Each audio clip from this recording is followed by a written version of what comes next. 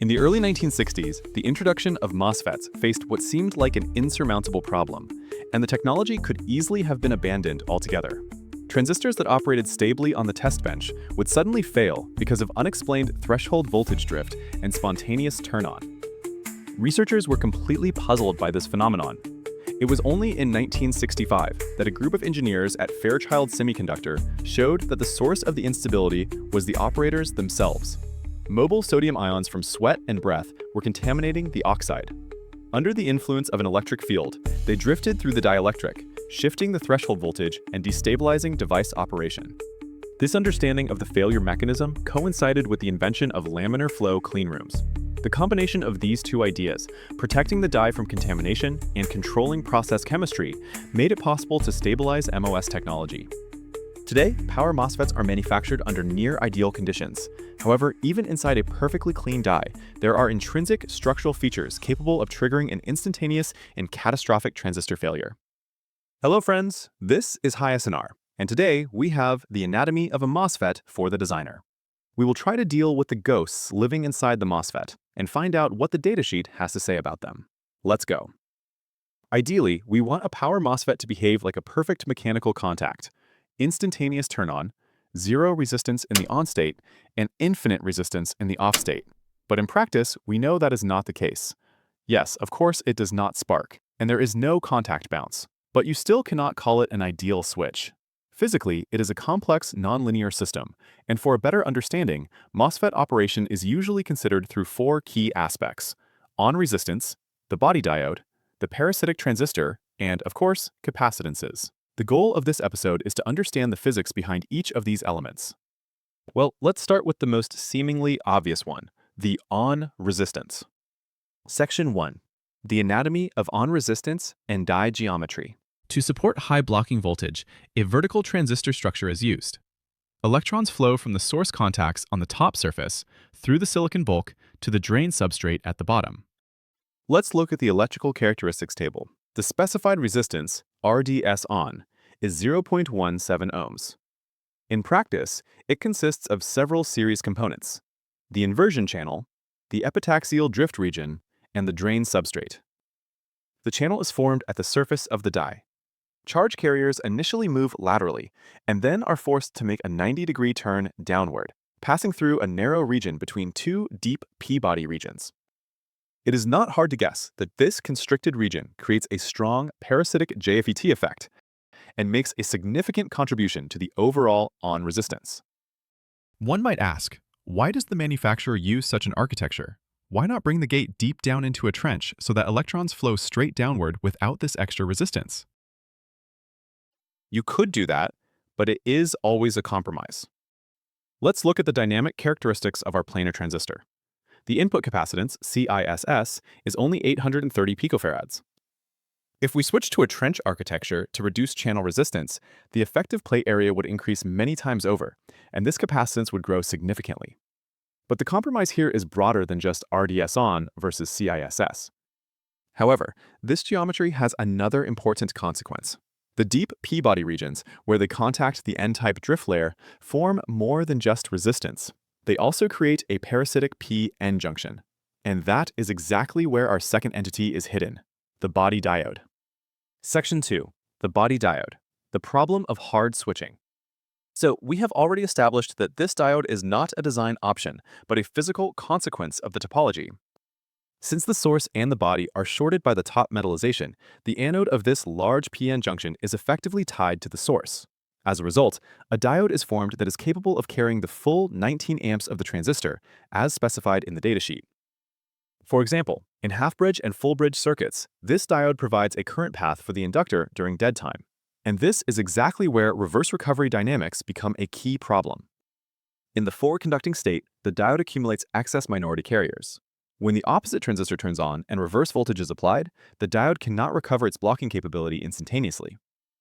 And if we look at the datasheet of our transistor, we see that the reverse recovery time, TRR, is 208 nanoseconds, and the reverse recovery charge, QRR, is 1.63 microcoulombs. Until this stored charge is removed, a large shoot-through current flows through the half-bridge leg, and that is bad. In the final stage of reverse recovery, a sharp current cutoff can occur. This effect is also called snap-off. At that moment, parasitic inductances generate sharp voltage spikes with a broad interference spectrum.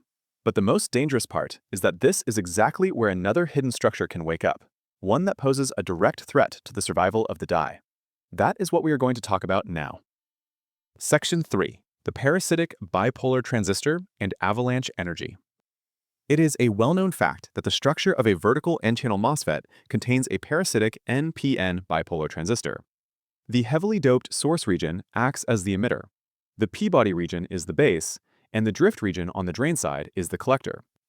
Although the base and emitter are shorted by the top metallization, current does not flow only along the surface. Deep inside the die, it also passes through the P-body region, which has its own distributed resistance.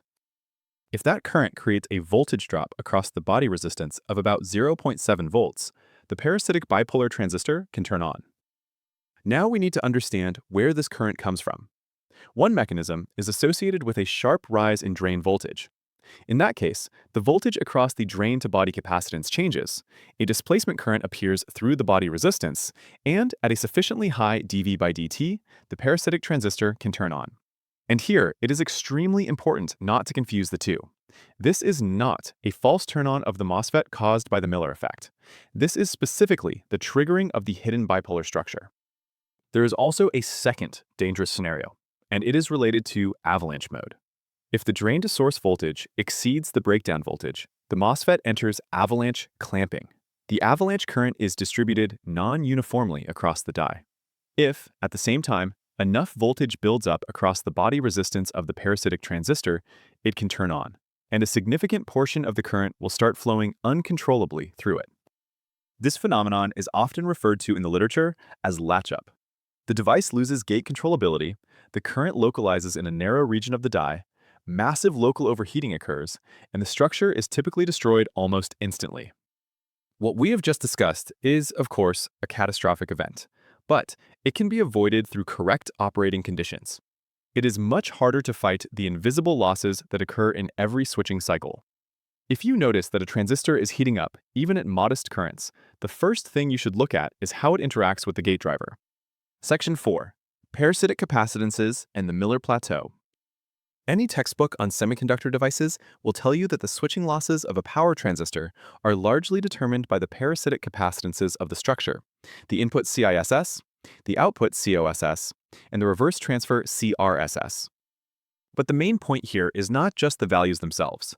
The main point is that these capacitances depend non-linearly on voltage, and this effect is especially pronounced for the output and reverse transfer capacitances.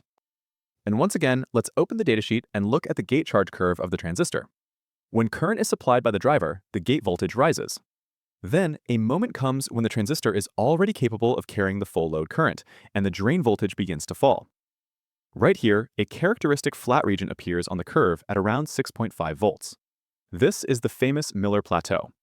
Its level depends on the measurement conditions, primarily drain current and drain voltage, so it should not be treated as a constant.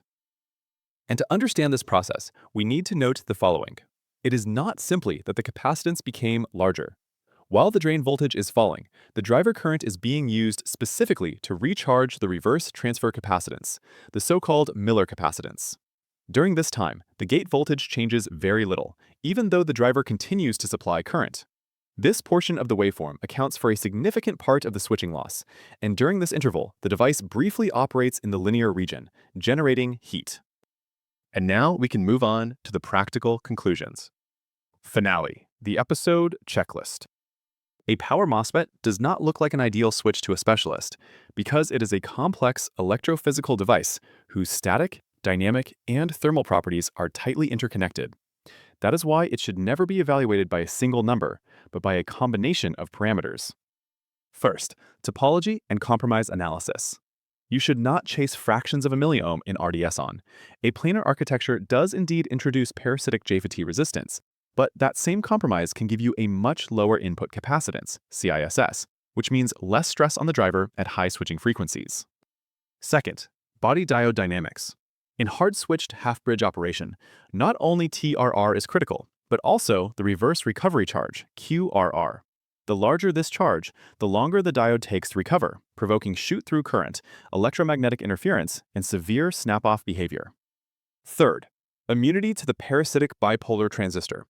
You must remember that an NPN transistor is hidden inside the MOSFET. It can be triggered by high dV by dt at the drain or during avalanche operation, leading to latch-up and immediate destruction of the die.